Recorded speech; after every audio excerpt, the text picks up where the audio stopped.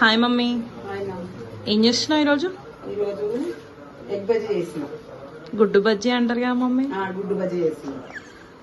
సరేనా? ఓకే. ఒక 200 grams పిండి తీసుకున్నా. దీంట్లో వేసేటివన్నీ చూపిస్తాను ఏమి వేయాలనేది.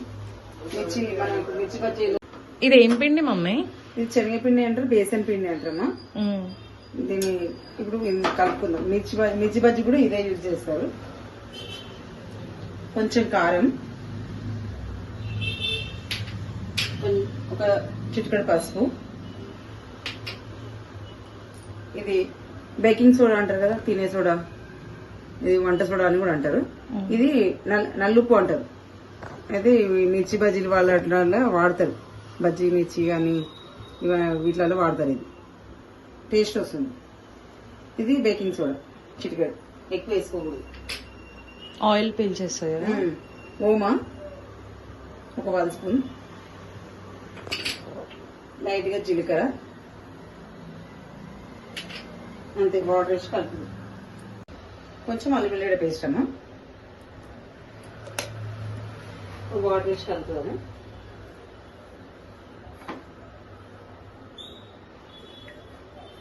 కొన్ని వాటర్ వేసుకుంటూ మంచిగా కలుపుకోవాలి, ఉండలు లేకుండా.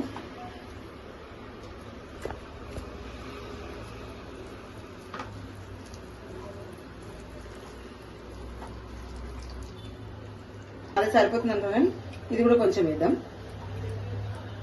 అది వేసినాం కాబట్టి ఇది ఎక్కువ పట్టదు. బ్లాక్ సాల్ట్ వేసినా కదా, ఇప్పుడు సరిపోతుంది. ఈ క్వాంటిటీ ఉండాలమ్మా. ఇట్లా ఉండాలమ్మా. బజ్జీకి కొంచెం పలసగా ఉండాలి, మిర్చికి అయితే కొంచెం తిక్కు ఉండాలి.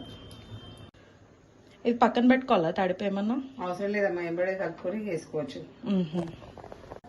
ఎగ్స్ ఒక వాటర్ మునిగేటను పోసుకొని ఉడికించుకోవాలమ్మా. కొంచెం లైట్ గా సాల్ట్ వేసుకొని, వీటి మీద కొంచెం లైట్ గా సాల్ట్, లైట్ గా పెప్పర్ వేయాలి.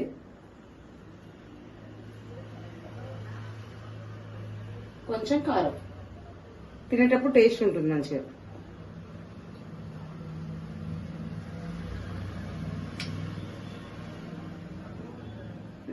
చూపిస్తాను బజ్జీ చేయడం. పిండిలో ఉంచేసి ఒకసారి ఇట్లా అంతే. ఆయిల్ ఇట్లా వేసేసాను. ఆయిల్ వేడైంది. ఆల్రెడీ ఆయిల్ పెట్టుకొని చాలాసేపు అవుతుంది. పిండి కలిపేలోపు ఆయిల్ వేడైతే ఆయిల్ పెట్టేసేసిన.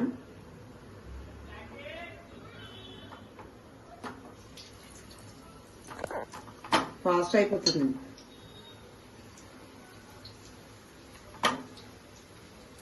ఖాళీ ఎగ్స్ ఉడకడానికి టైం పడుతుంది. మిగతా ప్రాసెస్ అంతా ఈజీ. ఒక 10 minutes లో అయిపోతుంది.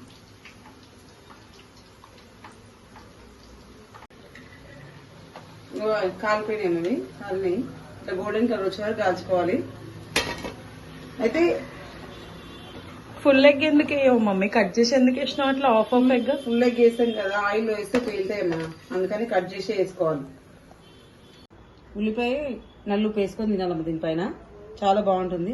మా పిల్లలకి ఇష్టం అండి. మీరు అందరు కూడా మీ పిల్లలకి ఈవినింగ్ స్నాక్స్ లాగా చేసి పెట్టండి.